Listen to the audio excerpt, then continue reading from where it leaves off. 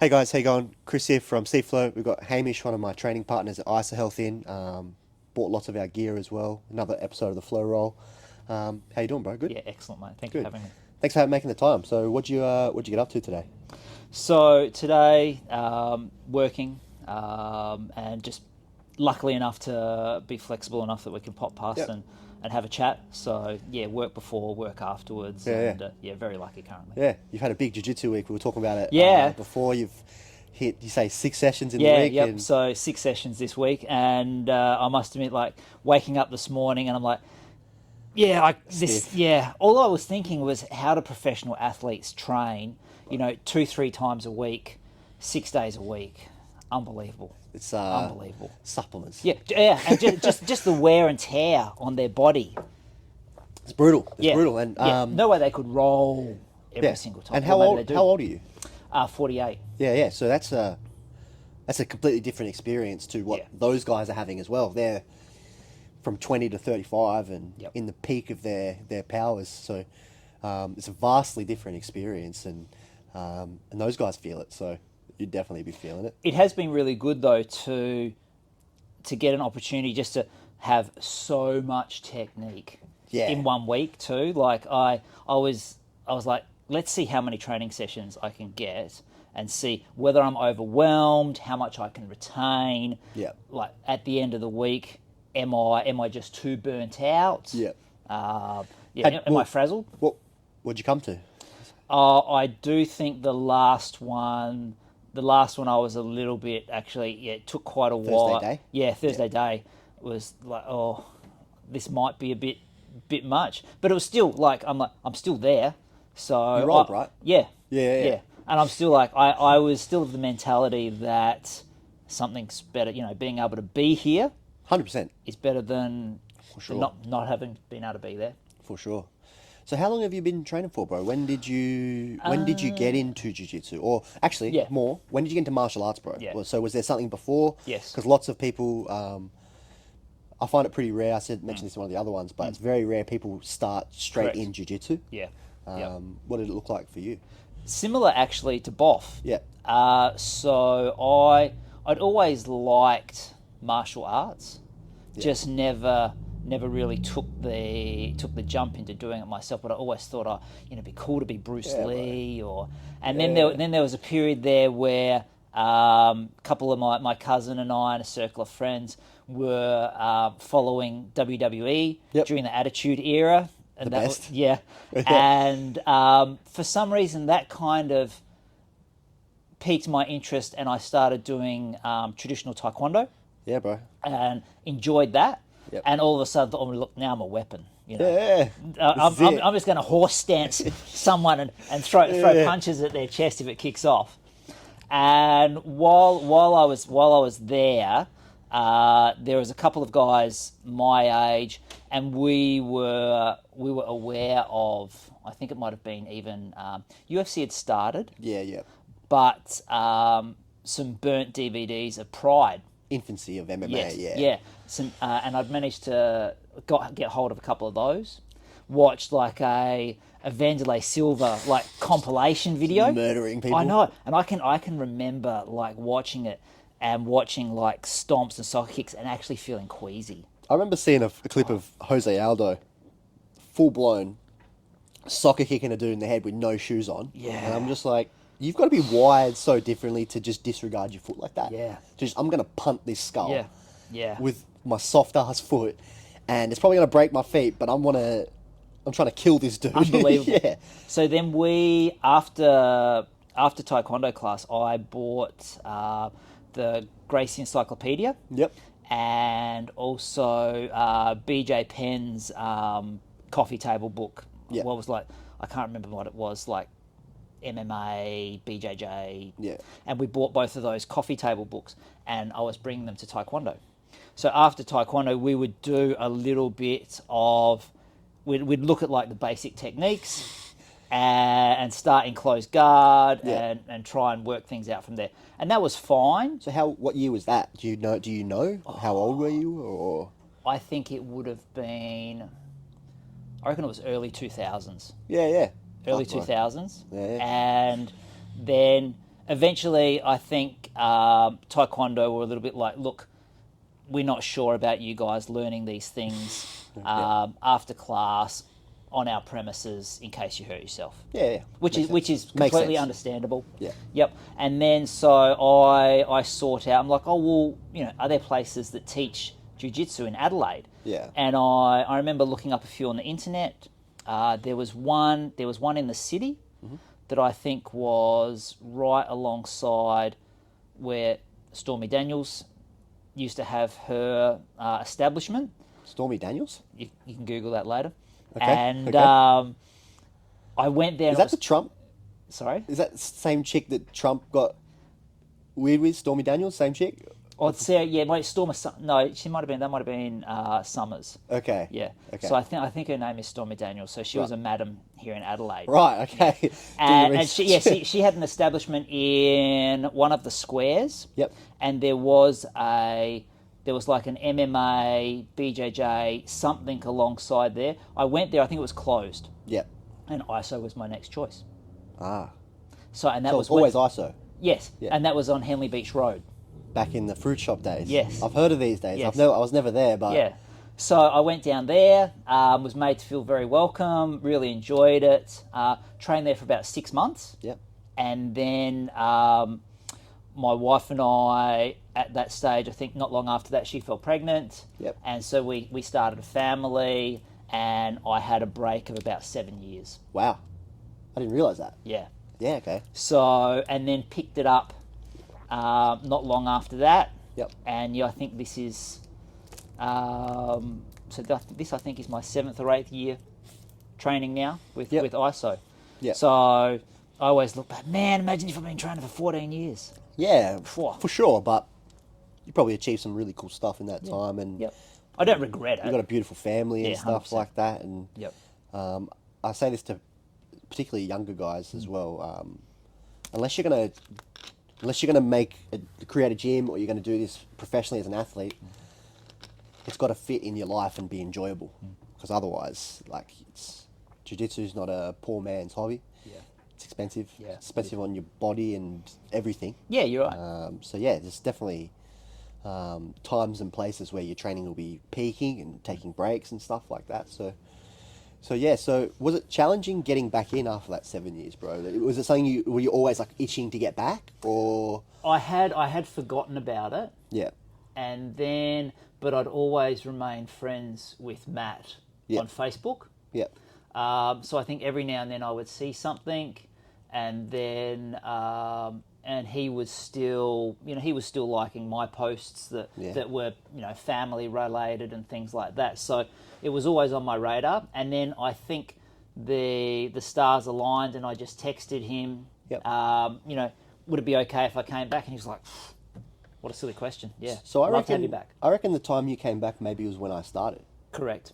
It was quite close. If it was around, if you've been there for like 7-8 years now, I've been there for 8, so it would be pretty close. Maybe only months difference. Yeah, I would never have known that you had previously trained before that. It's something I'm learning a lot with ISO, is that like lots of guys have been there for ages, bro, Yeah. and just took little parts off. I was talking to Benjamin Bay about how long he's been training, bro. I was Yep. like, been training for so long, bro. Yeah, he was there. He was there when I first started training. Yeah. And I remember him being an intimidating role. I feel like I might have only rolled with him like once or twice, and then he had his break as well. Were you there around time Craig was there and stuff like that? Yeah. So Or Craig towards the end. Yeah, or? Craig and that crew were there. Yeah. I don't know that I ever actually rolled with Craig. Yeah. I remember rolling with because Lockie Warren was doing the kids class. Yeah. So he was Ruby's first He's coach. a very good black belt. Yeah. As of now. Yep, and he was great in the kids class. They all loved him, and he was a great teacher there. Yeah. I remember rolling with him, and certainly he towed me up with whatever he liked, however he liked. Back then, a lot of triangles. Yeah. So, Yeah. but yeah, no, Craig was there. I don't really. I don't want to claim that I ever got to roll with him because I can't remember. Yeah. No, it's just interesting because obviously I wasn't there at that time, but I've heard like lots of how the gym was around that time, and Yeah. it sounded like it was a pretty crazy time, bro. Like lots of stuff going on, like super active in the competition Yeah, scene, and yeah.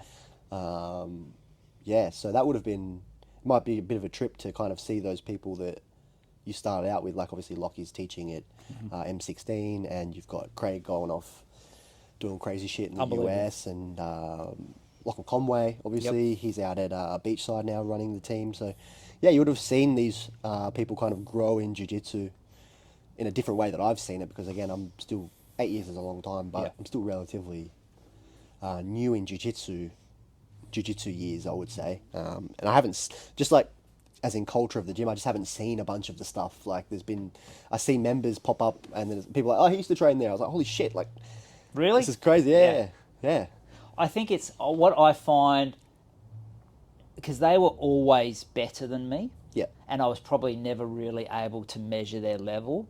It's so hard. Yeah. What I think is really interesting now is being at one club, and I'm quite okay with my my skill level and Yeah. that now at my age and what I train to Yeah. achieve. But seeing new members come in and their progress. Crazy. And you know, and they progress past me. Yeah. You know, I got to smash them in the first couple of weeks, maybe during their trial Get your licks sessions. in while you can. Yeah, during the trial session, get a quick highlight reel Yeah. in, because then, you know, a couple of years later or 2-3 years later, Yeah. you know, they've moved past me and they've Yeah. got and there are some people there that it's amazing to see their progress. Man, yeah, I can echo that. Like Yeah. as coaching, like I haven't been there as long, but you see someone walk in and they can't hip escape, and then 2-3 years later they're doing crazy shit. Oh And, yeah, like, yeah. at a level which is, I'm sure they would have thought was never really an option for them. It You would know, it like- would be interesting to talk to those people that whose progress you've seen, you know, new, hard roll. Now you know you're on your defensive with them the whole time. Like it actually, like, how do you find, you know, compared to me? Yeah. Are you happy with your progress? Yeah, Yeah. Do you think it's gone quicker than you think, slower than you think? yeah, Oh no, about what it is. I guess look at a lot of those guys and girls are probably, you know, 20 years younger than me too. running different So, races. Yeah. Right. Yep. So yeah, if they're younger, they're living at home or something like that, it's Yeah. easier to get to class. It's Yep. it's hard when you've got young children, successful careers, you've Mm-hmm. owned businesses and stuff like that. Yeah, that stuff is challenging. So what has made, obviously you stuck at ISO for the whole time. Mm. Yep. We can get into your journey more in depth, because I think it's super inspiring, bro. I think initially when I asked for you to come on, you were kind of like, well, like, what the fuck am I going to talk about? And that's where I kind of said to you, like, your experience is probably more relative to the average jiu-jitsu person than, say, a black belt competitor or a head coach, Yeah. or anything like that. So Yep.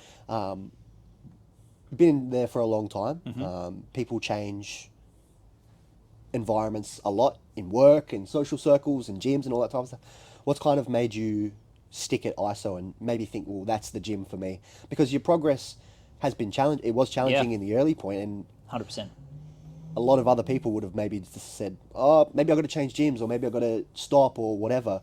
What do you think it was with ISO that, or maybe Matt in particular? I'm not sure, you can kind of expand on all this, but what is it that made you not really give up the ghost with that, or even just pick or stay with that gym? I don't know that I could pinpoint any one particular thing. Yeah. I think there was a number of factors Yeah. that kind of worked or didn't work. Yep. I'm probably a creature of habit, a little Yeah. bit too. Yep. And that overall for my journey, I would still say I do jits because it's a physical activity that I Yep. know I'm going to get a good workout of, and I love it.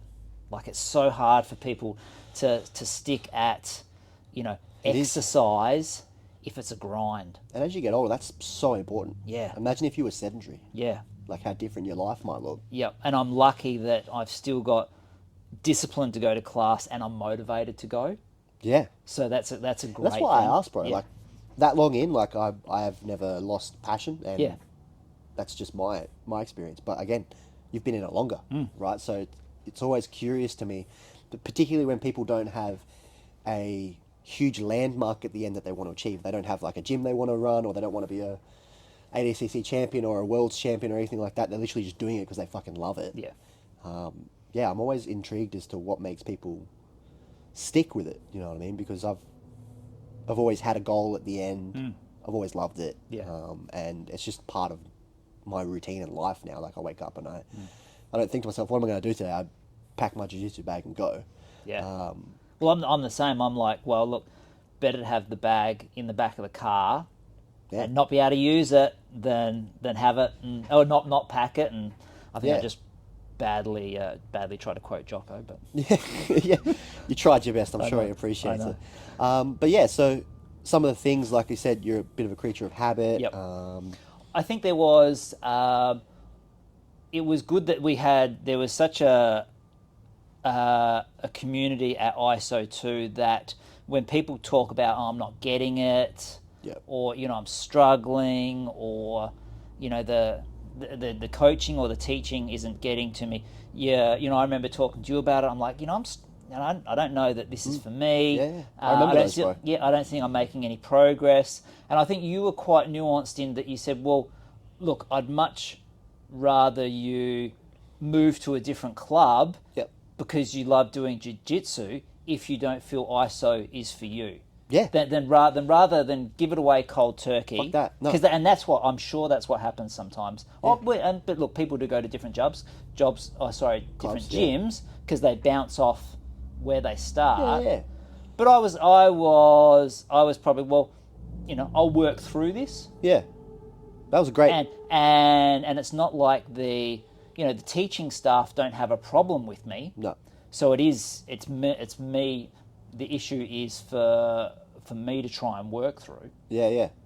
All right, so we'll get into that bit now. So, when you got your blue belt, that was probably one of my favorite blue belt promotions. Yep. Just because of like those conversations we've had. I've taught a lot of classes during the day for a while, and you've always frequented those. And like you said, we've had some pretty honest chats about like your progress and your goals and how you feel about it and stuff like that. So how long did it take you for you to get your blue belt?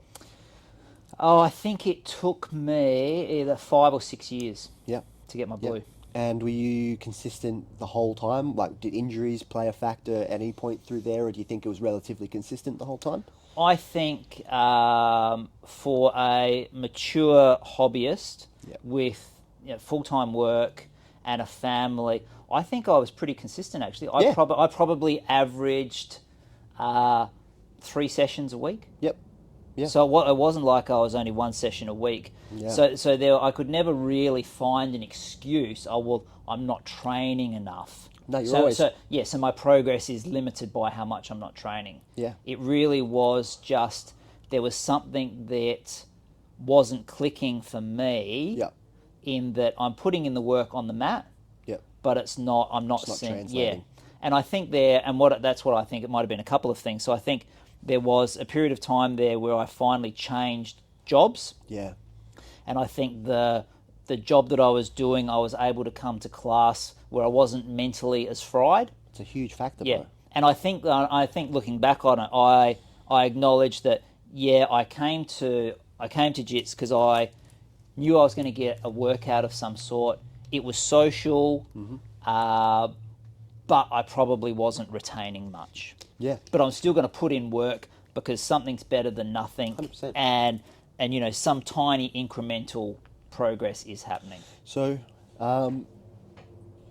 what was it like kind of in the thick of it? Yeah. You know what I mean? Like that, it would have been challenging for sure, bro. And there'd be lots of people, I'm sure you would have had lots of people being like, what the fuck are you still doing that for? Why are you still doing it there?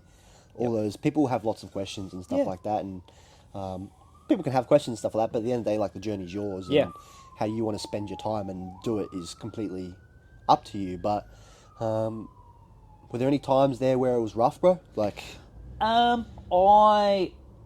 you get close, like to being like, you know what, maybe? Not really, no. Awesome. I had people around me that would say, "You're rolling at at a blue belt level now. Yeah. You know, why haven't you gotten your blue belt yet?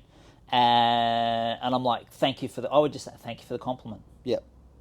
Yep. And my coach will, you know, grade me when he's ready to grade me. You know, Yep. I seem to be able to rationalize and took solace in the fact that, you know, my coach has seen lots of my rolling and he's probably looking for something. At that stage, I didn't realize until, you know, okay, just go and talk to your coach. You know, he's probably looking for you to make some change in some certain areas Yep. that, you know, maybe that's lacking to Yep. fill out your game. Yep. And that's what I did. Yep. And Matt said, he said, look, you know, I need you to be, you know, at guys your age, your level, your weight, Yep. you know, matching up with them very, very well and winning most of those rounds. And I would say now you do. Yes. I think you're a great training partner for everyone in the gym. Yes. But specifically, we've got a really cool crew of guys there, which are around your age. And it's super important for you guys to have that crew because it is a young man's game in the sense of it can be brutal. Yep. And you guys still train very hard. Like, none of it's bullshit. But you're all in the same mentality that, like, we're all trying to get to the same spot, not banged up and destroyed. 100%. Because the reality is, once you start getting over 50 and stuff like that, you blow a knee out Yeah. or a bad shoulder injury or a bad neck injury, Yep. it's a lot harder to bounce back. And that might be the thing that makes you choose to not come back. That's right. And so having people which are, one, like-minded with that, and then two, are still going to offer you legitimate training, because it can very quickly turn into some, we're just fucking around, it's not realistic, we're playing. Yep. You guys have hard rounds, bro. Yeah. You learn legit stuff, and we do stuff with the strikes in it, we do lots of self-defense stuff, we do lots of sports stuff. Yep. The rounds are challenging. We do quite a bit of rolling. Yep. Well, in the classes I teach, we do quite a bit of rolling. It's generally like 30 minutes, maybe more, of back-to-back rounds, which can be a lot for people who aren't jiu-jitsu athletes. But yeah, it would have been challenging for sure, but it's cool to hear that you never really, didn't sound like your ego kind of got the best of you, or you got depressed with it, and lots of people would have, and there's nothing wrong if they did. Yeah, Like, I get it. Yep. Like, I remember I got one stripe on my white belt in 2.5 years, and at the time I'd won nationals and states. I hadn't got a fucking silver medal in like 11 tournaments. I'm looking around and I'm like, what's going on here, bro? And I spoke to Matt about it, and he's like, you're rolling at that level, but you need to do, because at ISO we have a curriculum, and part of that is if you want to get your blue belt, you need to be well versed in the self-defense stuff. Yep. And I was just so focused on ankle locking dudes in tournaments that I didn't really care about the Yeah. knife defense stuff at the Yep. time. Yep. And it got to a point where I was about to enter a tournament, and Matt's like, you're not entering. I was like, what have I done? And he's like, you're not at a white belt level, but you haven't done your knife defense, Yeah. so you're not allowed to enter Yep. until you do this. Yep. And then I did it, Yep. and it was all. But I think to myself, if I'd have just done that shit earlier, maybe it happens Oh yeah. so much earlier. Yeah.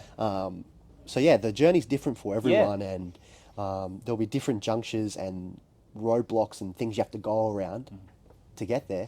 I think because my goal has always been, I've always been self-defense. Yeah, I've always been like, oh, nice to be able to compete, but I've never had problems reconciling not competing, or you can say making up excuses not to compete. Yeah. And we've talked about this a number of times. I think I can have, I have some hard enough rolls at the gym. Yeah, bro. I don't know if I've got another level for Some competition. of my hardest rounds I've ever had have been in the gym, bro. Yeah. Like the tournament stuff, yes, it's daunting and there's a lot of nerves and you redline because your heart rate and stuff like that. But Yep. in terms of like grueling, like that was fucked. Yep. I've had tons of Monday night advanced classes where I've thought I was going to die. Yeah. Like, Yeah, and I had a knee reconstruction from wakeboarding, and Yeah. and I had the cafe at the time, and I was like, how long that put me out of commission for, and I'm like, So was that during when you came back, or was that during the time off that you blew your knee out? Wakeboarding. yeah, I can't remember. hard. Yeah, I yeah. can't remember. Yeah. It might have been in the 7 years actually. Yeah, that gap in between. It's kind of lucky, I guess. Yeah, because I wasn't. I don't think I But was it doing could still make you taekwondo. apprehensive about coming back. You could be like, Yeah. well, now I've got a compromised whatever knee it was. Yeah.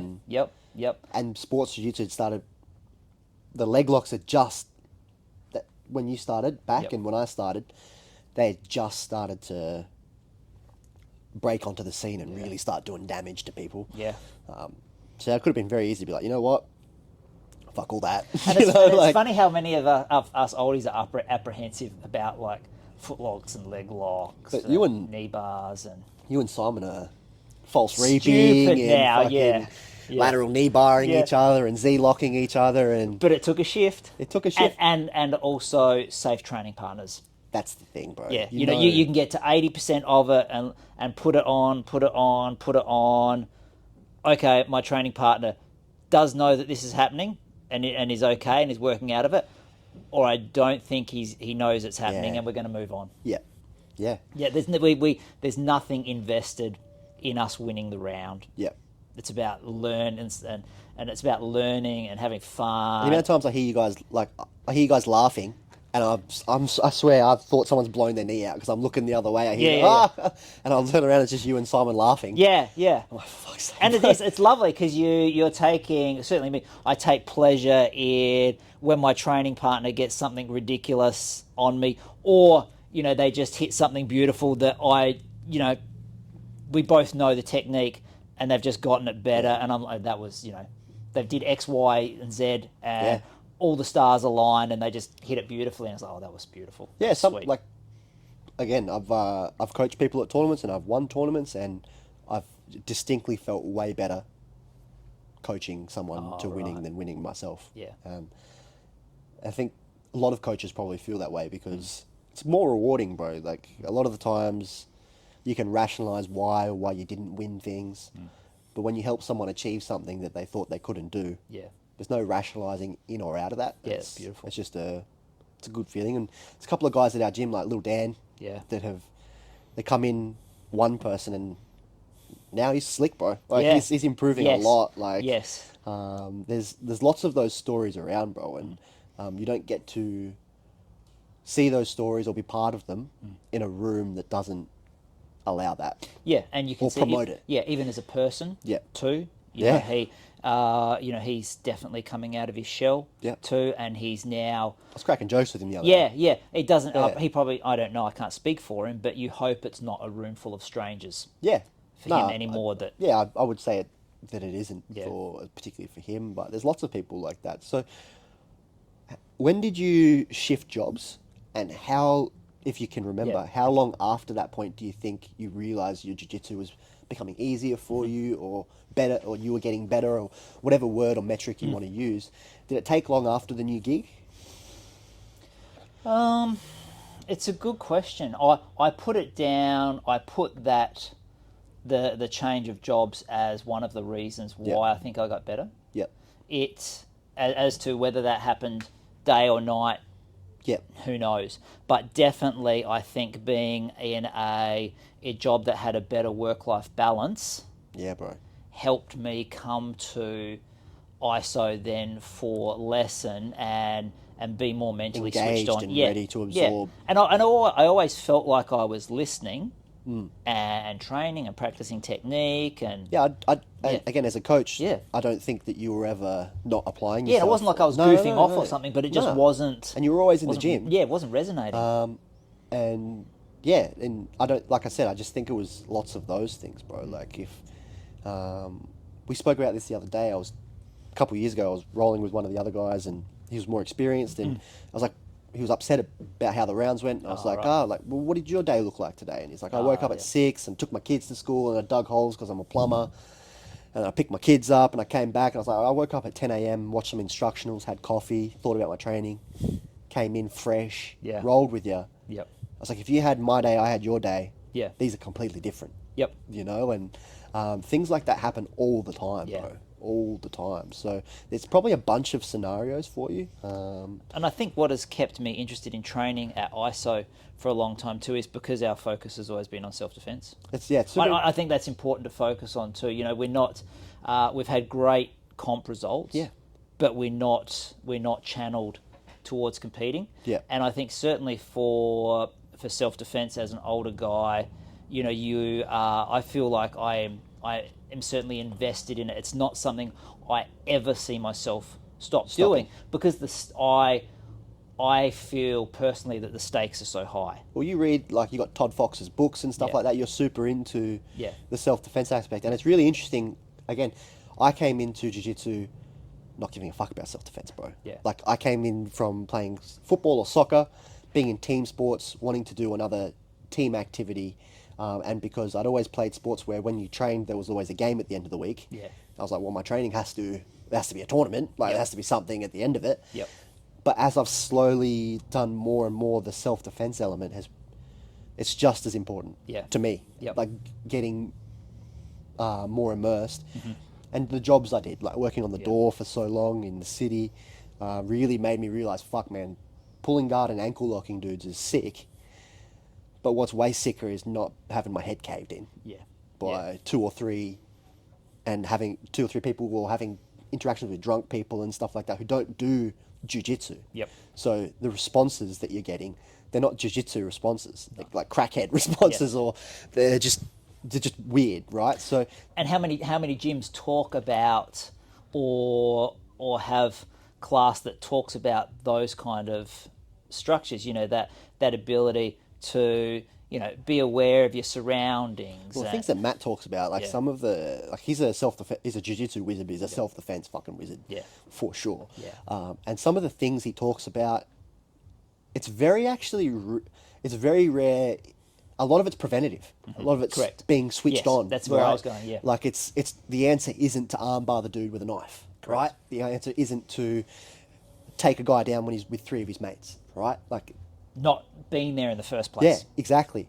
Lots of those things help out probably more. And the world's gotten crazy, bro. And all these stabbings that have been happening, and just in general, people are closer to snapping. Yeah. It becomes so much more important, and sort of stuff in Bondi and a lot of that. And again, so the answer isn't jiu-jitsu there. No. The answer is being self-aware when you enter a room. Correct. Who's in here? Yep. Am I blocked in here? Yeah. Right. Am I on my own? All this type of stuff. Have I got headphones? Have I got my headphones playing? Right. All those things, right? And that stuff stops you from having to take the dude down and fight a guy with a knife. Yeah. Right? It's not just, I do jiu-jitsu, I can double leg people, and if I armbar them and they bite me, I'm going to break their arm. Yeah. It's like, well, maybe. Yeah. Maybe not. Yeah. You know, and a lot of that stuff actually stopped me from getting into heaps of, I can count on 2 hands, like times it got nasty, bro, but could have got so much worse. Yeah. Without those skills of avoiding and de-escalating and just having a conversation with someone who's fucking just going off on you, and being able to be chill and firm and not be frazzled. I attribute all that to jiu-jitsu, because before that stuff, I would probably be super quick to... Oh, interesting. It made me realise how naive I was. Yes, same. In public areas. Yeah. And now, when I see those behaviours in other people, I'm like, okay, like, you know, I can't, you know, I'm not you. I hope you stay safe. Yeah, because that's not, you know, you leave ISO at, you know, 9-10 o'clock, and it's pitch black, and we're heading down to South Road, and there's people, you know, strangers walking there with their hoods up and their headphones in and their eyes down, or they're on their phone. I'm like, okay, it's dangerous. Yeah. But again, a lot of these people just don't know, bro. Yeah. Like, they don't know, and I think that's why, as I say, like, the value of the self-defense aspect becomes so much more important. Yep. To the point where we're doing drills with strikes in. Yep. Not all the time, but it's peppered in there nicely. Yep. We do the drills with not real knives, with the fake knives, and I don't know how many schools are doing stuff like that, and I don't know how much of a demand there is, because a lot of people are very into sports jiu-jitsu at the moment. Yep. But I think it's cool that there's a place where people can go for that self-defense, Yeah. reality-based training, and still have a good level of general jiu-jitsu to then Yes. be able to compete as well. Oh yeah, and I think that's what's shown at ISO is there's no reason that because we're focused on self-defense you can't have success Nah. at very high levels. No, I agree. So with that self-defense focus, was that something that always manifested in your jiu-jitsu? No, definitely what not. What did your, if you had a style in jiu-jitsu when you originally started or early, or say like early white belt, Hamish, Yeah, yeah. what did it kind of look like? What were you after, like in terms of like what techniques were you that you found really cool or Yep. you were after, and what did your rolling style kind of look like? I think being smaller, I think lightweight. Well, In a- jiu-jitsu's, yeah, jiu-jitsu's for small people, but Yeah. for some reason, Yep. only giants sign up. Yes. And it's bullshit, but regardless, Yeah. I'm a smaller dude in Yeah. jiu-jitsu too. I'm Yep. maybe 80 kilos when I'm Yep. wet and wearing boots.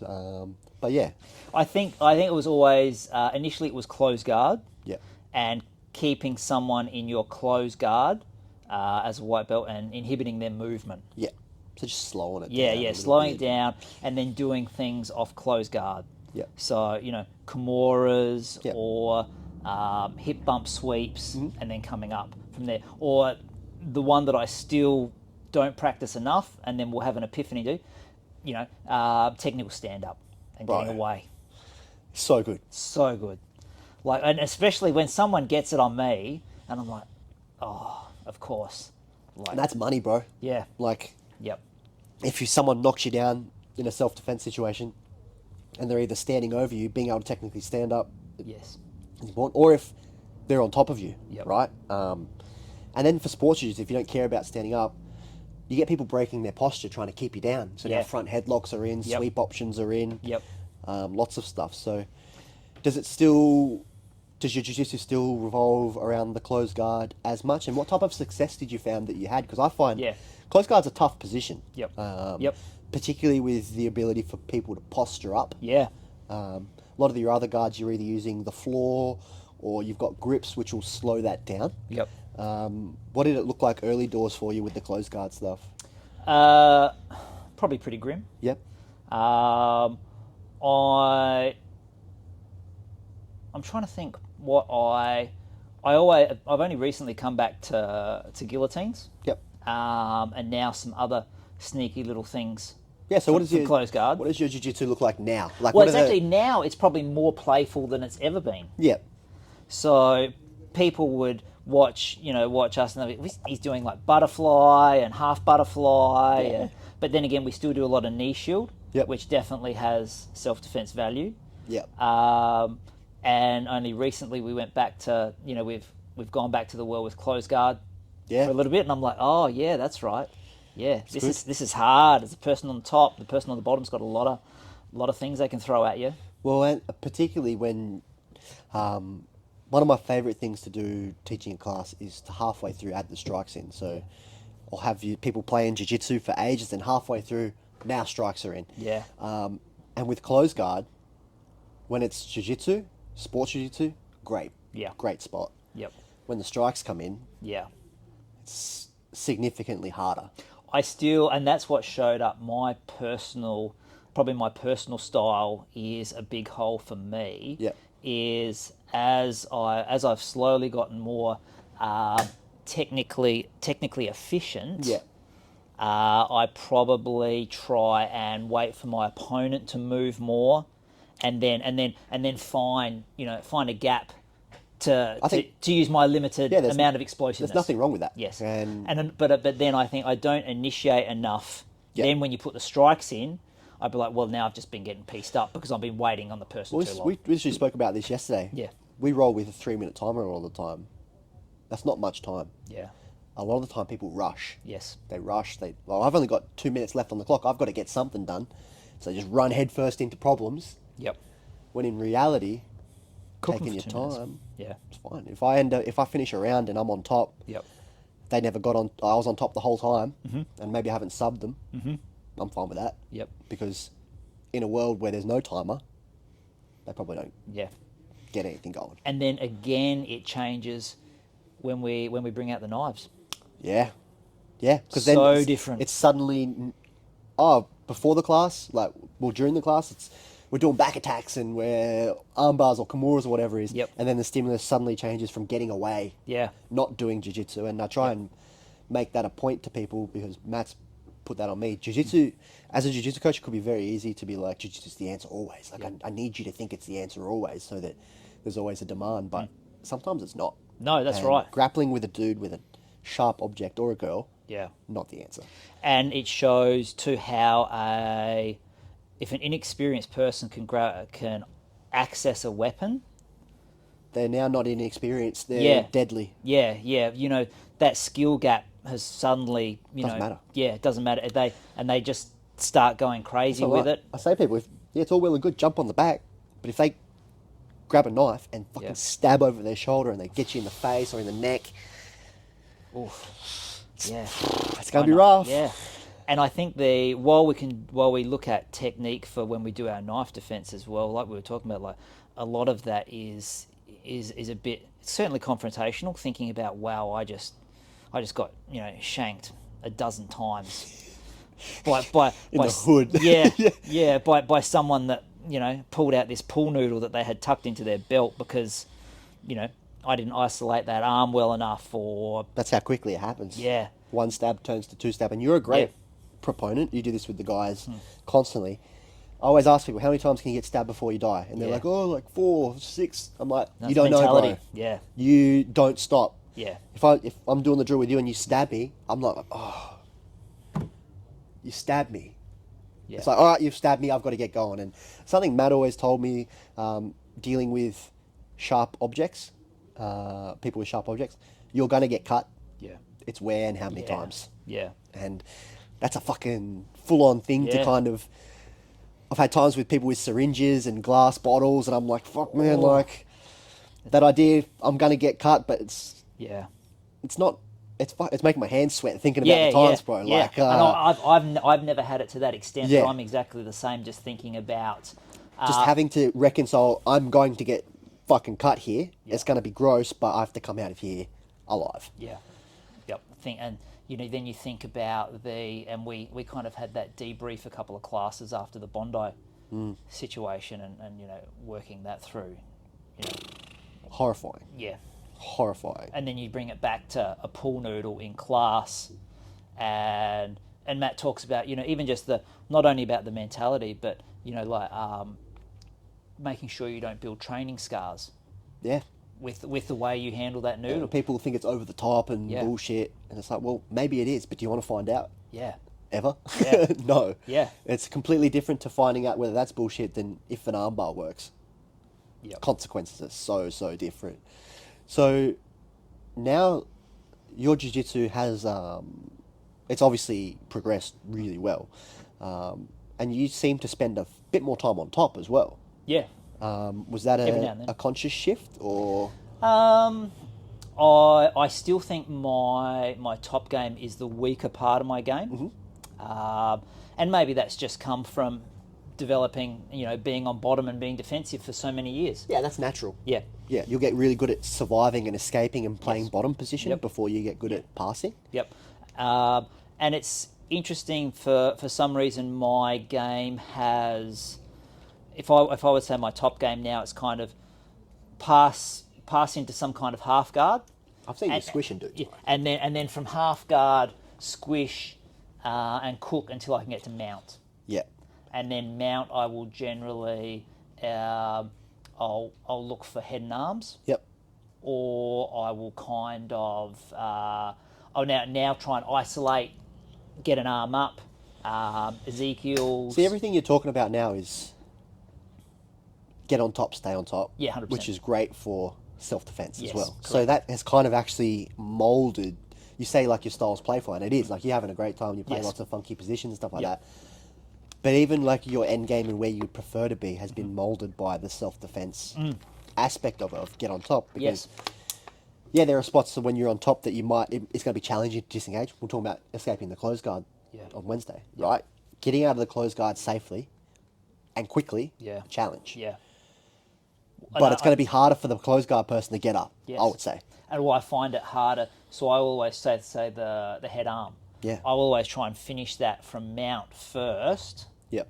before I come off. Yeah. And I know that's harder, Yep. but I feel like I work so hard to get to mount. I don't want to give up that Yeah. weight and that pressure. Yep. So, I probably have limited or less percentage finishes from head and arm on mount. Yep. But that's what I'll still gravitate to. And you can set up back takes from there, Kimuras, all this other stuff. Getting to mount's a great spot. So we talked about you playing a lot of close guard. What made you really like mount or gravitate towards getting to mount? Because for jiu-jitsu guys, a lot of them hate it. And they hate it because they can't hold it. Yeah. What made you kind of want to put some time and effort into it? Or I feel like maybe we did a lot of mount defense in the first, in my infancy at ISO. Yeah. I always remember, I felt like I've spent a lot of time under people's mount. Yeah. And both, both in roles and in lesson time drilling. Yep. And I actually think my mount escapes now are quite nuanced. And You're good at escape mount. You're kipping, you're Yeah. incorporating a bunch of different styles of mount escapes where previously you might have known one. Yeah, Right? and I think that has just translated to, thankfully, also having a better mount Yep. as well. Whereas, say, we've talked about this, like I don't rate my side control top, or my side control escapes from bottom Yep. much. I would say that's probably one of my weaker areas Yeah. too. And I feel like we spent a lot of time. Join the party, bro. I spent a lot of time under mount Yeah. initially starting. And from that, you kind of saw the value Yes. in it. Yes. Because Matt's coach, Henry, Yeah. huge proponents of Yeah. getting to mount. And I was having a conversation with some of the younger guys. There's got Ethan and Jackson. They want to fight MMA one day. They're at jiu-jitsu. They're doing a gi class. And they're like, so what can we do in this class which is relevant to what I'm doing? Oh yeah. Okay. And I'm like, fucking get to mount and stay there, bro. Yeah. Right? And if someone gives up the back from the pressure you're applying with mount, Take it. take it. Yeah. Right? And that's kind of all... When you go back to what jiu-jitsu used to be, when it was like a self-defense system for the majority of people, it was take the person down, pass their legs, get to mount, slap them up. Yeah. They put their arms up because they're hating it. You take the arm bar, Ah. they roll to their stomach to get away from the strikes, rear naked choke. Yep. And that was as complex and as simple as it needed to be. But now there's so many other ways you can cook someone from all these types of positions. But I was blessed, like you've noticed, I was blessed enough to have a rolling session with Henry Akins and Matt. And the thing that I took away from that was, one, I need to learn to hip escape better, and two, I want to get a better mount. Yeah, and nice. Nice. Two people, you could argue that from that, like, Chris, why didn't you pull more nuanced things from that? Like, why is it those two very simple hip escaping? You learned that on day one, right? It's because I learned, one, when I was under mount, I couldn't fucking move my hips. And to do anything on bottom, you need to move your hips. Yeah. And that's hip escaping, right? Unreal. So it makes sense that you would constantly want to improve that skill. And then obviously the other side of the coin was how oppressive the mount was. And I was like, well, I need this. Yeah. I want, in a sociopathic way, I want other people to feel what I'm feeling right now.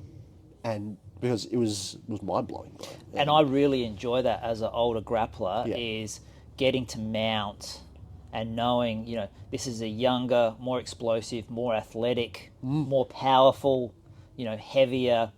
Yeah. And if I can get to mount and get a few things working, And for gonna stuff, have a rough and for day. people like you and I, Yeah. who we're not big dudes in jiu-jitsu, yeah, it's a great spot to keep someone flat. And Matt's obviously installed this in me, and I've been trying to push it onto the class more and more about the value of, if you're on bottom, you can't be getting flattened out. Yeah. And if you're on top, you want to be flattening your opponent out. yeah. Mount is the quintessential flattening you're, out. You're flat. You're flat, Yeah. you know what I mean? And if you do get on your side there, doing the right thing, Yes. you're close to getting your back taken. Yes. So you're now living in this Venn diagram, and you're right in the middle, and it's like, I can't go that way, I can't go that way. And then you add in strikes. Escaping, like I was talking about, adding strikes into the classes and Yeah. how the hierarchy of positions changes. No strikes, mount is shit. close guard's sick. Yep. Strikes in, mount's amazing, close guard's shit. Yeah. Right? And it shows you that when you're in mount, you can't just, with strikes, and you can't just put your elbows down and wait. Yeah, good luck Someone with that. starts piecing you up, Yep. you got to start moving. Yeah. And it's going to be way, way more challenging. So do you think all that stuff was mainly Matt's influence, or you're just maybe a mixture of that and your experience of what works in grappling? Is it more energy efficient for you? Like, it probably doesn't make sense for you to play heaps of open guard, or be shooting on like crazy takedowns and stuff, because the cardio element, the risk factor as well. Yeah, we were talking about this the other day. Up until I had my knee niggles recently, and that's probably a bit of the open guard and X guard and yeah. hook sweeps and that I've been looking for. Yeah. I really did enjoy with everyone stand up, starting standing, and I still do. But now, when I'm watching, some of the footage from trials and that lately, and I'm just watching the legs and the configurations Those that they inside end up trips with. Oh and my shit. gosh. Yeah, nah, dog. Oh, and people are training on mats, and it just looks like an ice rink, and they're sliding. Well, there's tons and of it just footage. makes my knees ache. There's that footage of Israel Adesanya blowing his knee out. Some guy inside trips him in the prep for a fight and tears his MCL and Yes, meniscus. I think I have seen that. It's like, bro, that was so unnecessary. Yeah. Like, Yep. there's 1,000 ways to take a dude down. Yeah. Why Why twist your knee up and lock it to someone and Yep. do it? But again, But I won't devalue the. if you do it correctly, you're fine. Yeah. But I think for self-defense, you have to, like everyone knows the age is, we start standing. And clinching. Yeah. Yep. Clinching, bro. And clinching at ISO, I think, is a strong suite of ours. Definitely, too. bro. Yeah. Again, those self-defense situations I've had, I've never shot Yeah. on someone. I would never. One, I don't know what's behind them. I could smash my head. Yep. Two, I don't want to drop them on their head and fucking kill them. Yeah. You know what I Yeah. mean? With a double, Yep. like that can happen. Yep. And the clinching, more upper body control. Yeah. But even that, the distance management Yeah. that we get taught Yeah. as well, Yeah. too. So even prior to the engagement, Yeah. Super important. yeah, Making sure that distance is there. The amount of times I've had to tell people, fucking talk to me from an arm's length. You don't. I can hear you. You don't need to be any closer to me. Yeah. And people might be like, "Well, fuck you, Chris. You're being anal about that. Like, what's the problem?" But I know from training, if someone can reach you, they can grab a collar, they can punch you, Yep. they can shoot on you, all this type of stuff. And I have no idea what this fucking drunk person or whatever the fuck they're going to do. Yep. There's no need for them to be so close. And that comes. I learned all that stuff from distance management. Yeah. It wasn't a direct cue. Like, don't let people get close to you. Obviously. And we've done those drills too, and then you can see online where someone's that close. It gets cold clocked, bro. Yeah, and you know that one where we stand like this, and I just try and poke you in the chest. Yeah.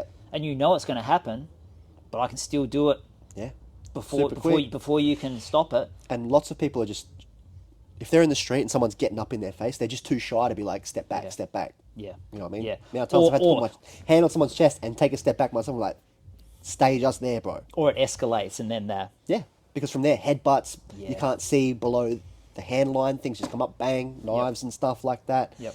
Glasses. Yep. Fucking, it's wild. So all those little things you might think, the distance management drill we do at the start, for any of the self-defense stuff, people are like, this is fucking boring, bro. But it's like, well, it's boring until you get knocked the fuck out in front of your family and loved ones on the street. Yep. Right? Like, Yep. then all of a sudden it's not boring, it's important, and you wish that you did more of it. So, I forgot actually that was probably, now when I think about it, one of the reasons why I came back yep. to JITS, because I'd gone back to university as a mature age student. Okay. And so I was just working as a bus driver on the weekends. Ah, you've told me this story, bro. Yeah. And I got headbutted by a passenger.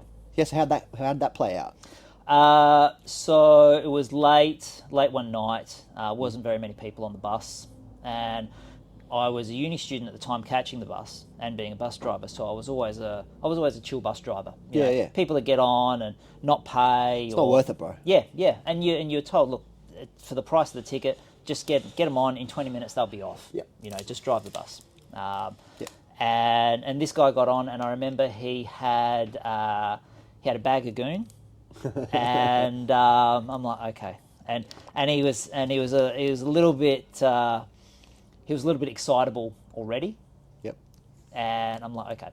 And so he went and set up the back and had a couple of other passengers on, a young female and an older gentleman. And we'd left and we're heading out of the city. We picked him up in the city. I think it was maybe a Saturday night or a Sunday night.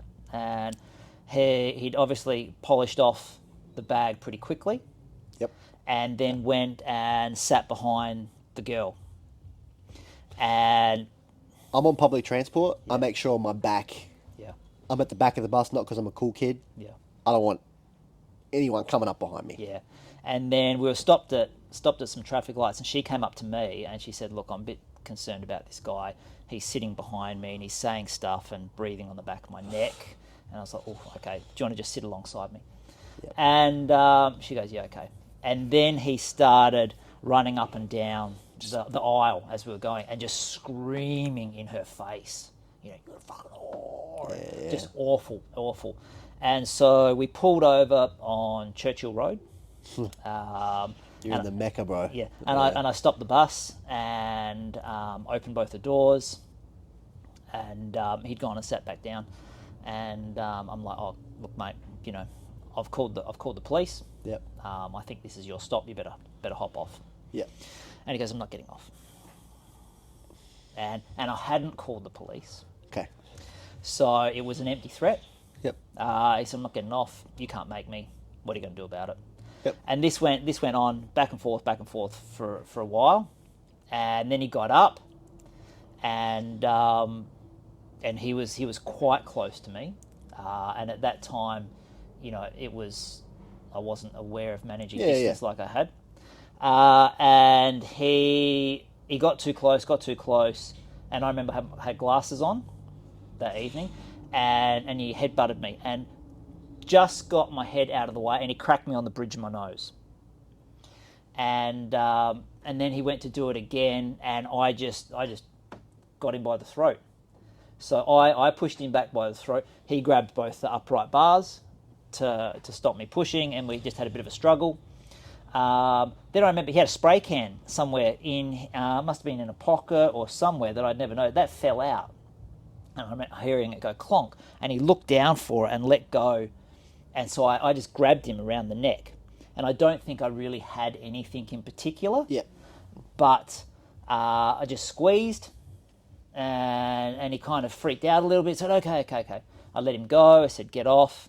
And as he got off, he went to try and slap me in the face. Like the man he is. Yep. And he managed to collect my glasses. Oh. And they flew out the middle door, out onto the bitumen. So he's out there screaming at me, let's go. So I jumped out, and he thought we were going to punch Square on. up. I'm like, mate, he's like, you come into Kilburn, I'm fucking you up. And I'm like, mate. I'm not coming to Kilburn, yeah, bro. I'm like, Kilburn's a hole, you can have it. Yeah. I remember saying that. And I was trying to find these black glasses on a black bit of bitumen with poor lighting while this Nighttime? guy... Yeah, 100%. While this guy is like kind of there, quite aggro. And I managed to find the glasses, nothing kicked off. I jumped back on the bus. The girl and the elderly gentleman are like, "You okay? Your nose is bleeding." I'm like, "Oh, It is split it?" you, or you out there? No, just split here. Yeah. I'm like, "Oh no, I'm okay." Adrenaline, yeah. And so I remember we get back on the bus, we take off, and I get to Churchill Road and Regency Road intersection. Yep. And I go to put the brakes on in the bus, and the adrenaline's coursing so hard down my legs that I couldn't put enough pressure on the brake to make the bus pull up. Yep. And I had to hit the handbrake on the bus. Yeah, he's wired. Yeah. And I just remember this huge boo, and I apologised to my passengers. They were fine. They understand. Yep. Did the rest of the trip. Got back to the depot. Went and saw the night shift manager, because I think there might be 6 to 8 cameras. Yeah. On a bus, and I'm like, "Oh, you know, how easy is it to get footage off the bus?" Yep. And he's like, "Why?" And I'm like, "Oh, might have just had a fight with a passenger." He's like, "Oh, well, you know, we got to bring the bus around, and when the operations manager's here in the morning, we'll download it." And he's like, "Why?" He's like, "I just wanted to watch it." You just want to see what happened. Yeah, I just wanted to see what happened. Yeah, so yeah. it's like, "Oh, you need to fill out an incident report," and I'm like, "Too hard." Yeah, So But that's certainly Pretty sketchy situation. Yeah, I feel like that was. I can't marry the time frames up mentally anymore, but I feel like that would have definitely been a catalyst Yeah. to coming back. Yeah, well, if there's anything that's going to bring you back, it's something like that. How long were you driving buses for? Just while I was at uni, Yep. so I was just doing it casually on the weekends when I could get shifts. Yep. So I think I did it for a couple of years. What was it like? Other than, did you learn a lot? Learn a lot about human interaction and... Oh, I think because I'd always had, I started in hospitality as well. Yep. So you kind of see... You see a lot. You see the worst of people, actually, bro. Yeah, unfortunately you do, yeah. And then I'd always had, like, customer-facing jobs with, the cafe and the news agency and that. So you're always good with talking with people. and not understood human nature, but was aware of the gamut of human nature. Yep. So, and being on the bus showed you another level of that. And I copped quite a lot of abuse on the bus. I used to see heaps of fucked up shit, bro, in public transport. Yep. Yeah. I always tried. I actually had though. I did a bus route that first thing in the morning when I first started that I actually asked, because they change you all the time to make sure you know everything, and I asked to stay on this one bus route for quite a long time, and I think it was dropping off. It was like a school run pickup. Yeah.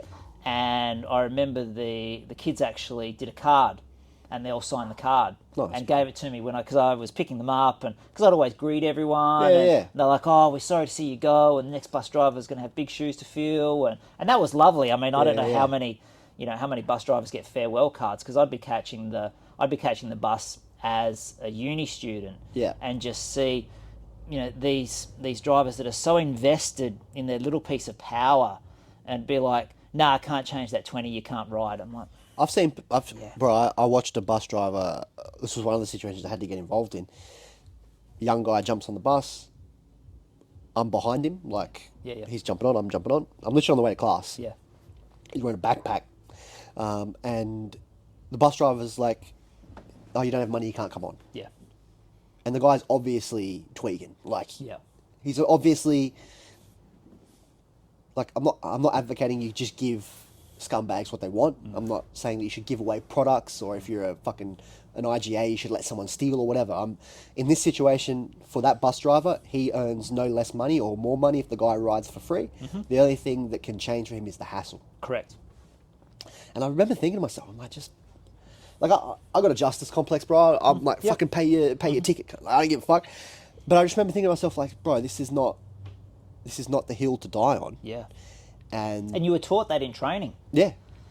Oh, right, for the bus drivers. Yeah. So this guy's obviously just over it, right? Probably had people taking the piss, and he's like, "You know what? I'm not doing it with this one because he looks like a kid." Yeah.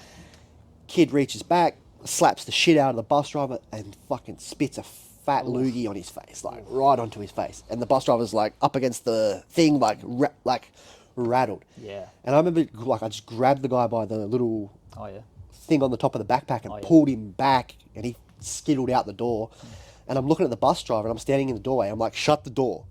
And he's looking at me, just frozen. I'm like, "Shut the door." Yeah. Because he's going to come back in. Yep. And I don't have to deal with this shit. And he eventually is like this, and hits a lever, and the door shuts, and the guy's smashing the fucking thing. And I'm like, "Are you all right, bro?"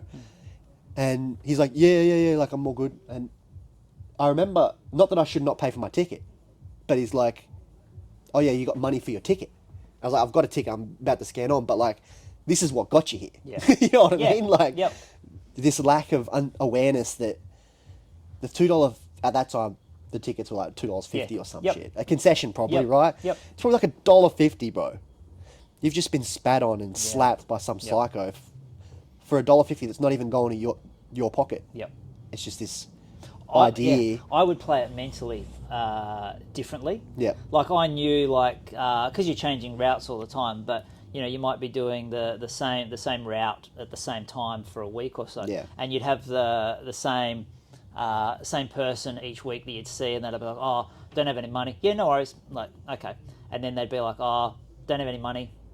Yeah. Okay. And then you would kind of, I always rationalise that, okay, they're thinking of one of two ways. "Oh, this bus driver's a walkover. I'm just going to scam him the entire time." Okay, fine.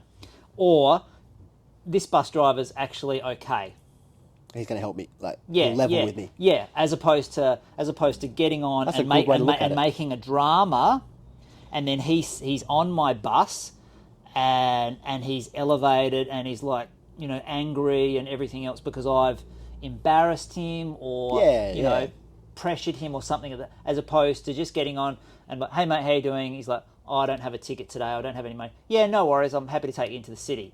Hopefully he might think, oh, this bus driver's nice. And it saves you problems later on. Yeah, and he just sits down and he's just like going about his day. So very similar. Like when I was working at the bar, there's a big problem on that street with youth, right? So young people drinking, both Indigenous and whatever other ethnicity you would like. And this one kid who was a bit of a fucking problem on the street, he gets flogged one day by some other fucking hoodlums on the street. I grab him, take him in to the bathroom, clean him up. He's got a broken tooth and he's all fucked up. He's crying and he's hyperventilating, and this gangster that he once was is firmly gone. Yeah. And I said to him, bro, I was like, who are these people that you're hanging around with? He's like, they're my cousins and brothers, and they're not actually cousins and brothers. They're just people in his circle. I was like, where are they right now? And he's like, I'm not sure. I'm like, I'm a random dude looking after you and your mates are gone. Yeah. While you were getting line danced on, they legged it down the street. And then from that day, he would come in and just say hello every Friday and Saturday. And it got to the point where he'd come past. At that time we were serving food. I'd get him some like chicken wings and give them to him, or like a can of Coke or a lemonade. And then one day I had a problem with an Indigenous guy on the street. And that kid's there, and he's walking down the street. And the kid sees it happening, and he runs over. He's like, Uncle, no. Like, he's good. Like, leave him. Like, it's fine. And the Indigenous guy looks at the kid, and he looks at me. He's like, how you know him? I was like, oh, like, I just know him from the street, bro. Like, see him every weekend. He's like, all right. And then he walks off. And if I'd have just... It was like I didn't do it as an investment. Yeah. But just not being a dick about it. Yeah. Ended up saving me from a situation later on. Yeah. Which was super valuable. Yeah, that was lovely. And every time that kid, I saw him on the street, it'll be a hello.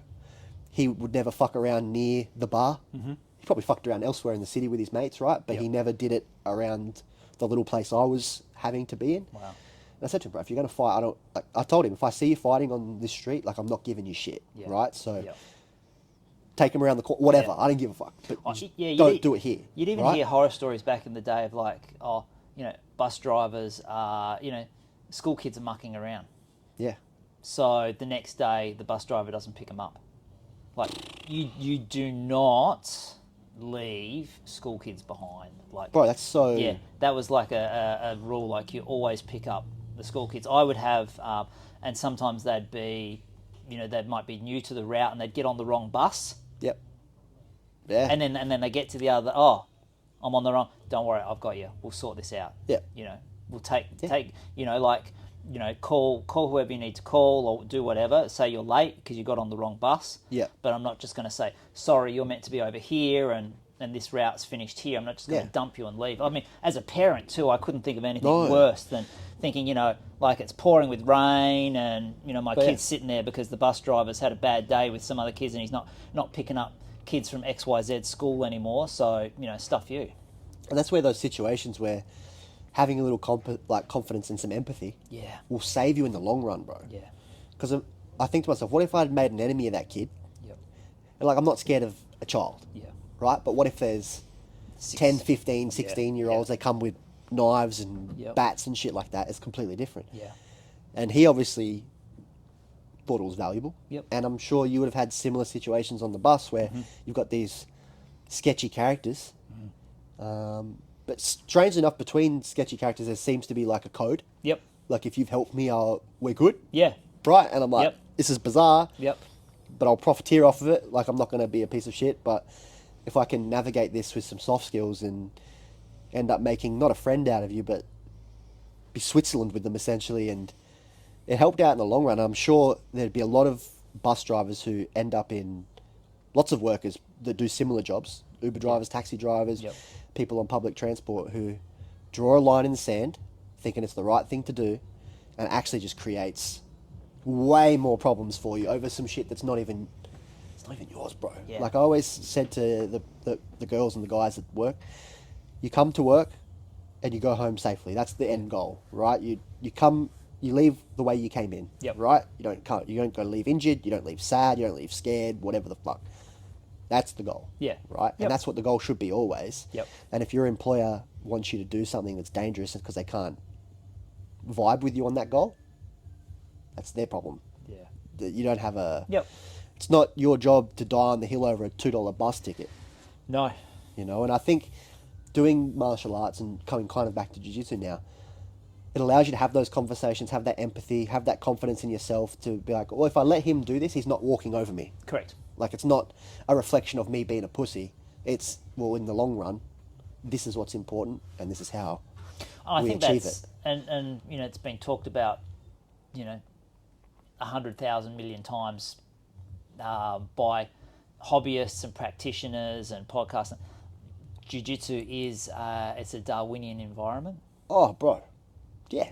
Uh, They say it's for the nerds Yeah. and the meek, and then you look at all the guys that are the top level, Yeah. they're all hyper-aggressive Yes. juice monkeys, bro. Yes. But then, you know, for the average person to continue to do it, there must be something about some facets of their ego that they're able to understand. I suck at this initially, and hopefully I'm not going to get hurt. Yeah. But gee, I'm going to be dominated physically by another person for a long, long time Yep. until I'm not.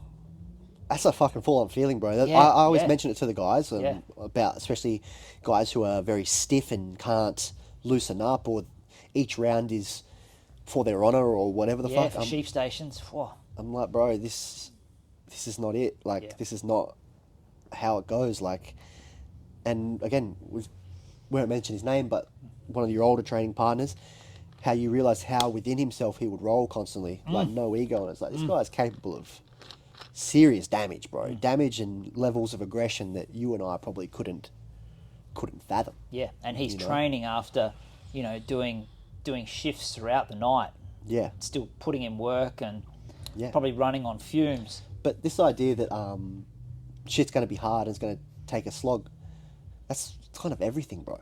Like, I don't have kids, but I'm assuming raising children isn't always I've heard. isn't always positive. Relationships, workplaces, stuff like Yep. that. Like, you have an ego and you give in on the mats.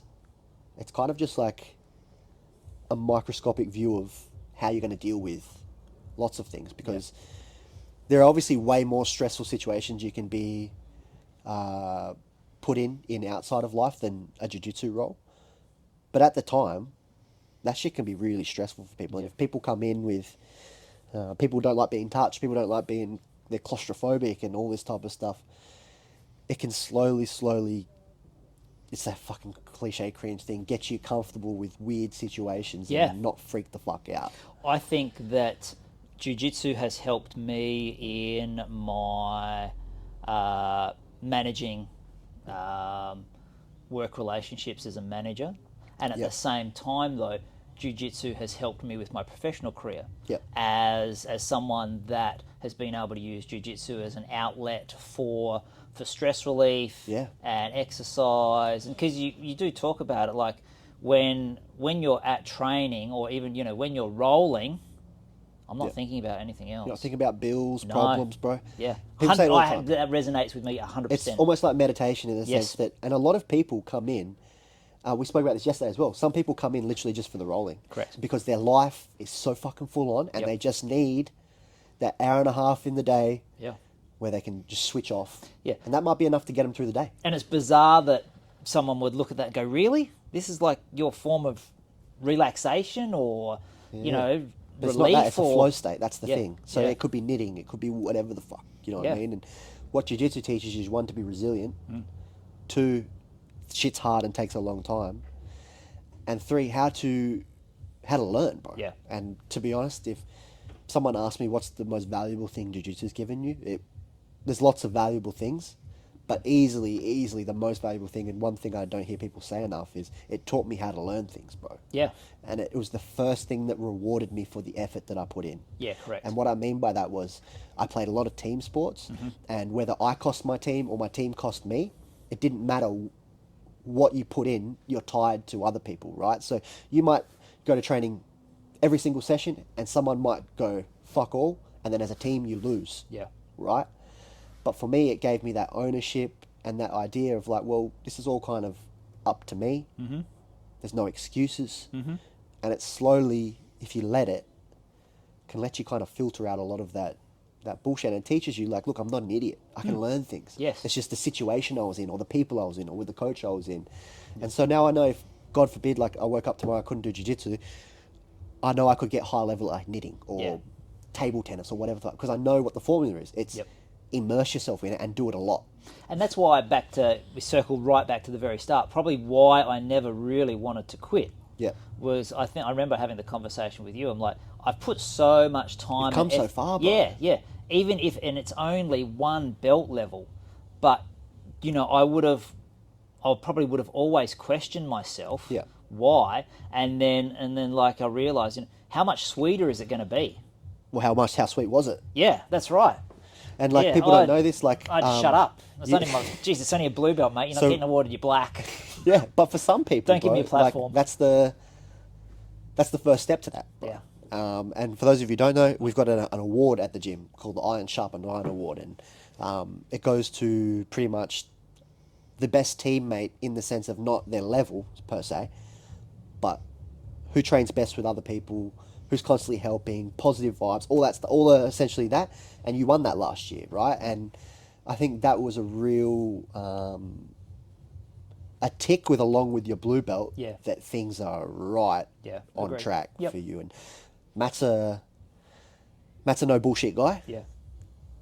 People don't get that without him agreeing, right? And I never ever thought that I would get an award like that too. I wasn't. Why? Well, I wasn't trying to be someone different at the gym. But that's how you win the award. Yeah, I wasn't trying to be someone different at at the gym that I wasn't in real life. Yeah. And I think that's kind of what kind of plays into you getting it. Yep. It's because people think they have to play a role a lot of the Yeah. time. And it's like, just be Hamish or be Chris or be Boff. And if you're a good person and you're not the vibe for other people, that's not your problem, bro. You know?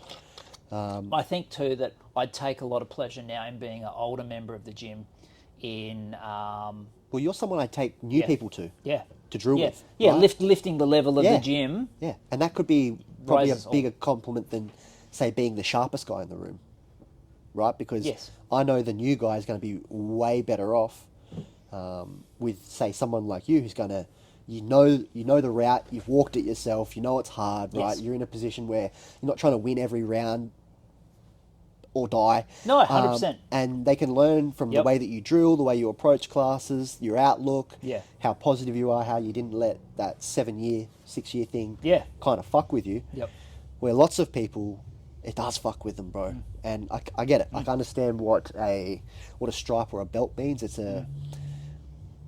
it's the outward, people can see it, and two, it's that nod from your coach that you're on the right track. Yeah.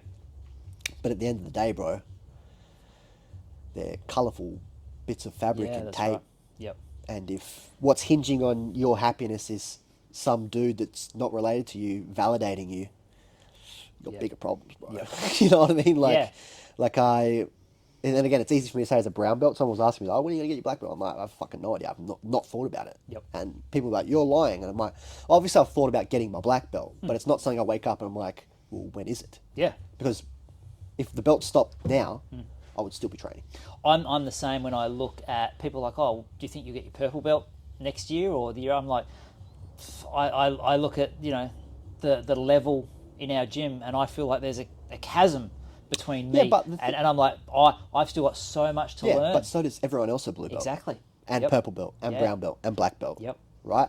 So I would actually say you're in better stead to go on to purple, brown, black now than you were previously, just because the way that the belts are judged, especially the way Matt does it, is you're not being judged against Ethan, right? You're being judged against other dudes your age, size, situation, and your belt level. But then it's interesting because our little group, we talk about this for self-defense scenario, you know, and we've got, you know, those guys in the gym that come in that are physical specimens, and that's how we measure ourselves. You know, this is the worst case scenario. Yeah, bro. You know, like if someone like this is going, but what do we do? But the thing is, like, what you're doing is what you do. 100%. Right? Because the other answer is nothing.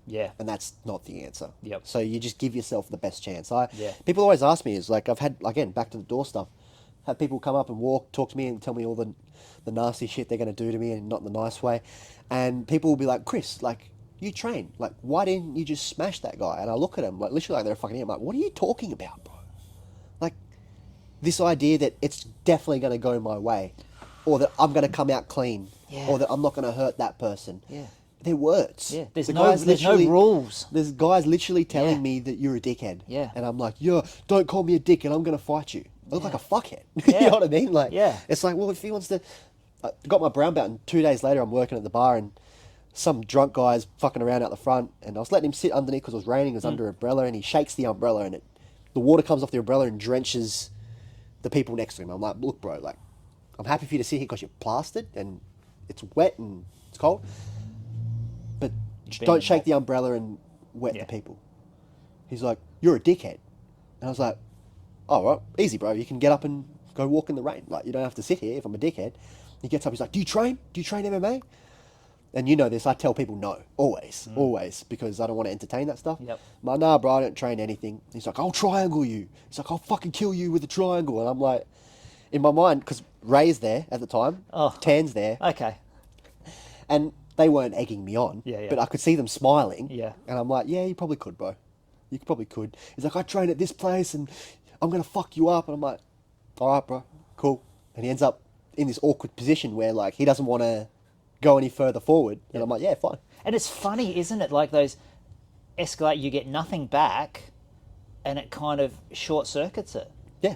And again, it's that thing where it's like, well, the answer isn't to be like, fuck you. Like, but again, if I don't have the confidence of the training, knowing who I am, and like how much time I put in, maybe you have to validate yourself to that person. To have zero ego in such a stressful situation is testament to probably the quality of your training and the quantity of your skills. It's stuff that Matt's taught, and people that I've like, all my training partners make that easier, because again, we talk about this when we talk about athletes versus hobbyists and how athletes get put on a pedestal, but hobbyists keep the lights on.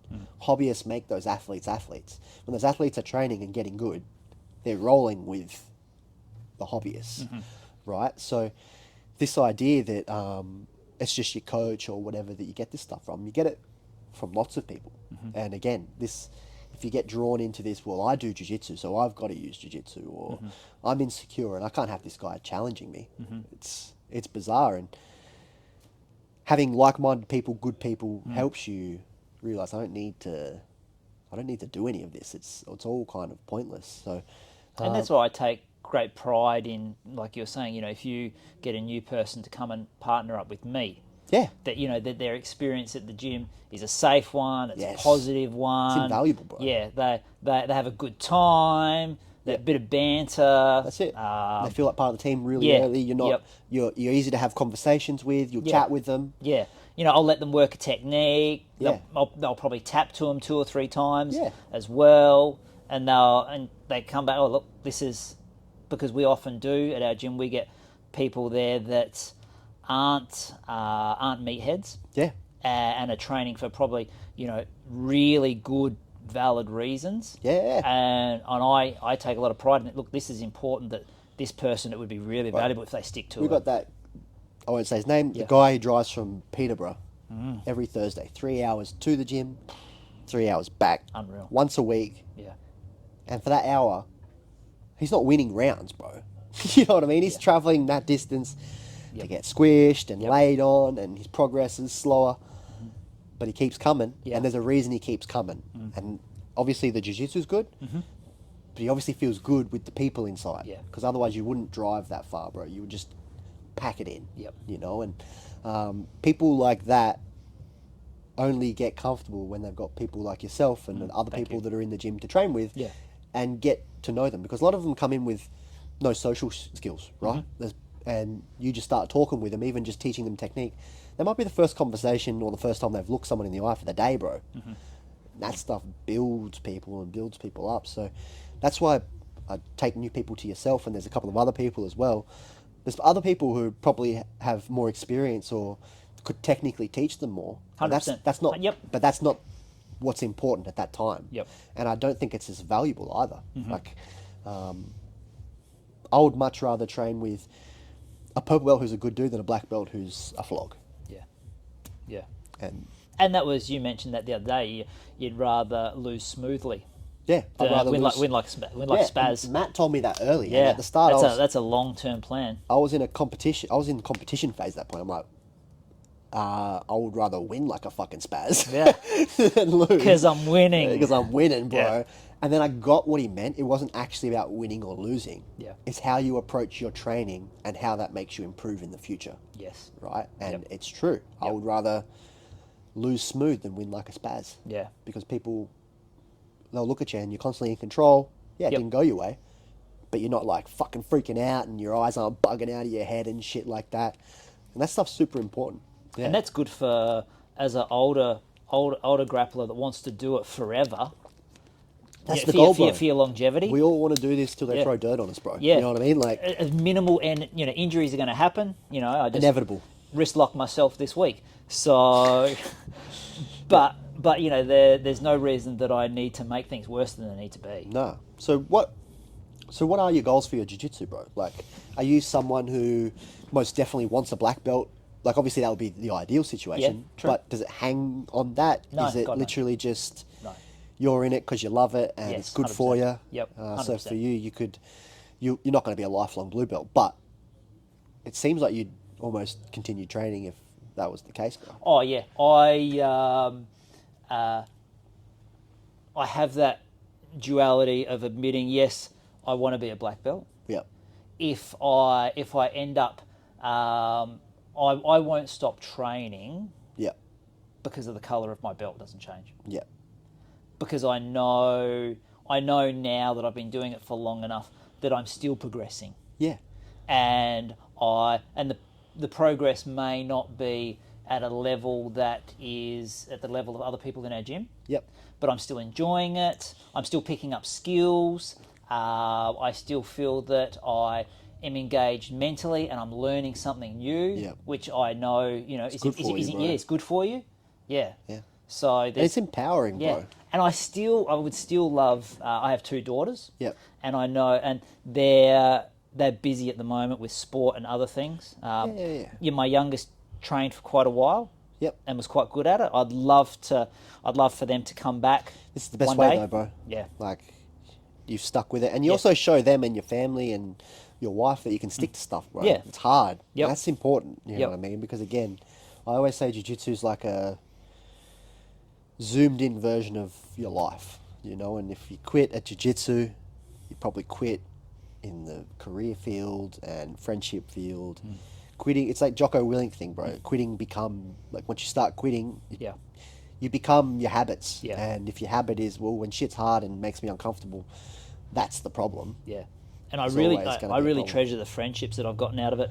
Yeah, you as tie well. with a lot of those guys, bro. Yeah, like the shared trauma that you have. That's what we talk about. Trauma bonded Yeah, together, yeah, yeah. We really are. You're sharing something quite unique. Yeah.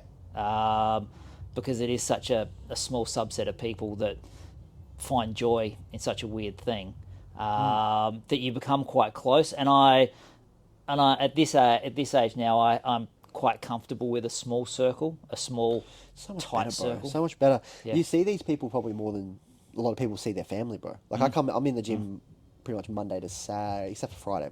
Actually, I'm in there sometimes Friday, Monday to Saturday. I might see you more than I've definitely seen you more than I've seen my parents, bro. You know what I mean? My family. Jeez. Like, I want to cut that out. nah, fuck that.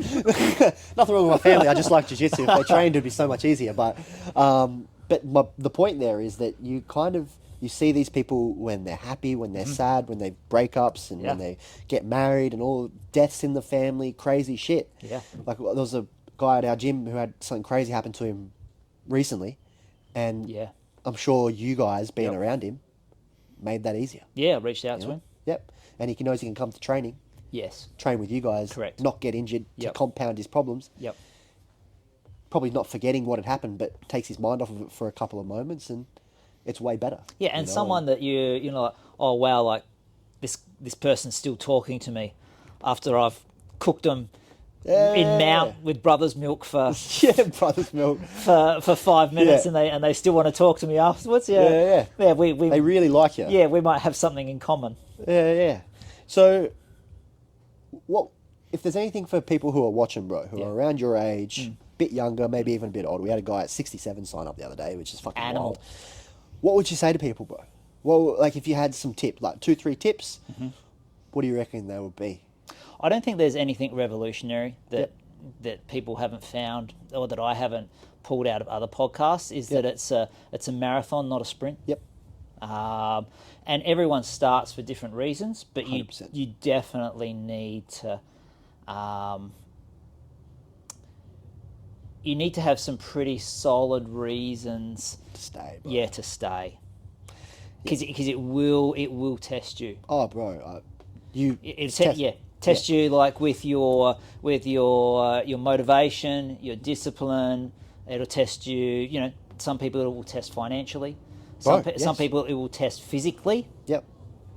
And that's very true. Yep. Yeah. And that's okay. You know, not everything is It's good for to everyone. be tested. Yeah. You don't have to pass every test. Yeah, that's right. That's the other thing people think. You have to ace all your grades, and it's like, jiu-jitsu's not that deep, bro. You know what I mean? Like, Yep. especially if you're a hobbyist. Yeah. And there's nothing, I'm not diminishing hobbyists at all, but it comes back to that point where if you're paying good money to do something, the least it can be for you is enjoyable. 100%. If you're a hobbyist, Yeah. try and make sure that it's fun. It has to be, bro. Yeah. Otherwise, what the... Yeah. I mean, if you're doing it for self-defense and you're forcing yourself to do that shit, like, I kind of admire that as well. Agree. But hopefully along that journey you start to enjoy it, Yeah. and then it becomes, I want to do this. Yeah. And I think if you have that mindset that you are enjoying learning, Yep. and jits is the thing that you're learning. That's the thing. So many people feel dumb, bro. Yeah. So many people feel like they can't learn things, that old dog, new tricks shit. Some of the most fucking validating things I've had was learning new things, bro. Yeah. It's like, fuck, I can learn things. Yeah. Gives you motivation to learn other things. Maybe you can start a business. Maybe you can do anything, right? Like, it shows you that I'm not just this fucking smooth brain on this spinning earth in the middle of space that's just fucking freaking out and has no idea what's going on. I can work shit out. Yeah, look right? how hard this has been. Yeah. And I've made progress. Yeah. And you don't just make progress in jiu-jitsu by accident, bro. Like you can't sleepwalk through your training and just get good. Yeah, You correct. can definitely you'll slowly get better. Yep. But man, that'll it either shrinks or it goes up depending on how engaged you are and how much fun you're having. It Yeah. has to be enjoyable, bro. Yeah. So yeah, make sure understand it's going to be testing people. Yeah. But any other tips for people? Probably finding a decent circle and a gym that fits for you. Yeah. That's not disparaging on any gyms Yep. at all. And I still have some great friends Yeah. that were training partners that have had to, move interstate for work or other things, and I miss them immensely. And Ross. yeah, and all I want for them is to move back, Yeah. so they can start training. Yeah. Oh yeah, it might be nice to see you more, but I just want you to Yeah. come back so I can smash you. Yeah. It's fun. Yeah. And a great circle and safe training partners that you can experiment with. Certainly, as an older guy, being able to now, we've got a good circle that we go at 60%. Yeah, you guys are dabbling in Yeah. dangerous leg locks, bro. Yeah. 60% is our 100% rolls now. Yep. And we've talked about it recently. The realization of how much we take out of the roll Yep. when we train at that pace. For us, that's the pace that we feel like we learn. That's everyone though, bro. Yeah. Like people like to be like, I learn quick and I learn in chaos. And it's like Yeah. scientifically you don't,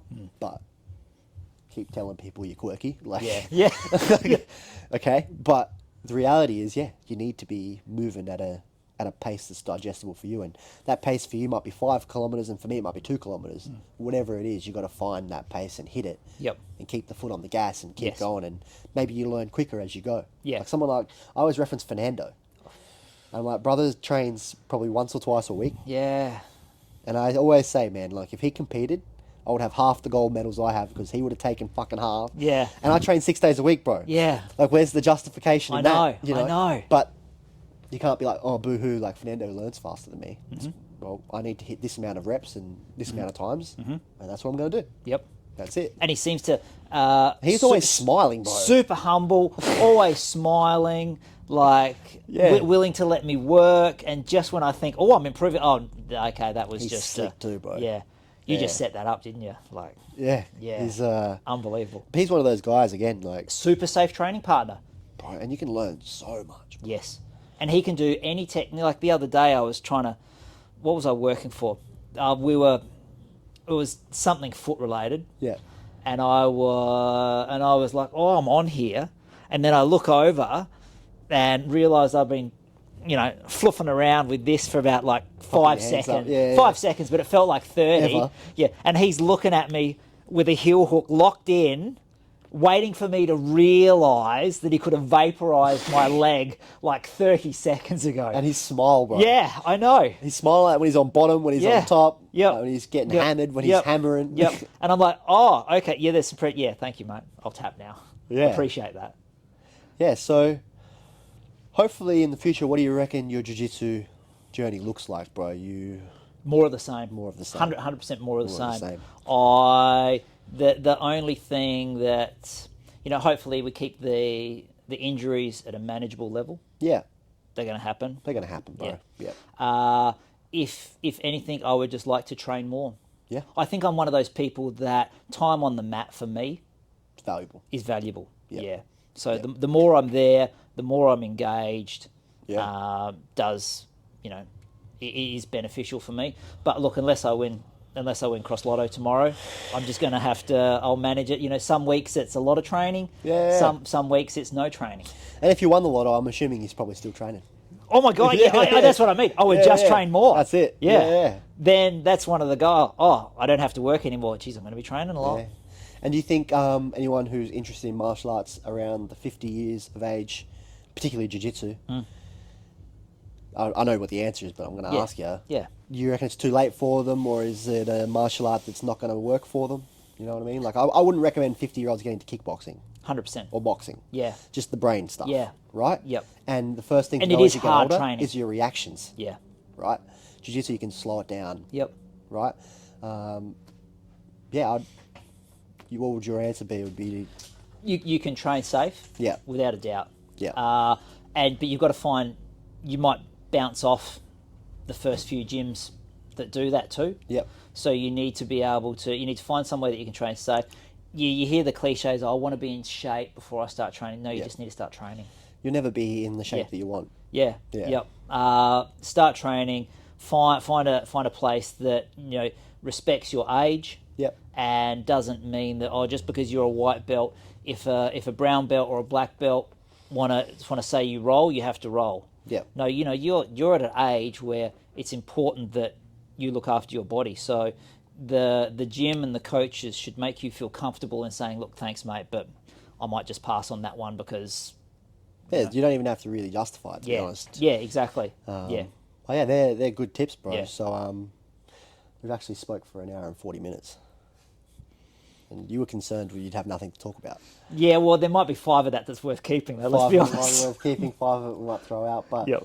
it's been a pleasure, bro. And Thank you very much for having you're me. one of my favourite training partners to have Thank and you. valuable at the gym. And Thank you. hopefully there are older guys as well watching and thinking to myself, I can give it a crack. Because you can. And Yeah. you're someone who it was very hard for at the start. Yep. Still persevered. So I've got nothing going for me. Didn't bring any physicality, any mentality, or anything Nothing. anything to the game. now look at you. Yeah, just stubborn. Affectionately known as Hammer. Yes, and thank the you. winner of the Iron Sharpened Iron Award. Thank you very much. But yeah, pleasure to have you on, bro. Thank you so very much. much. Cheers. Well done. See you, mate. Sorry, boys.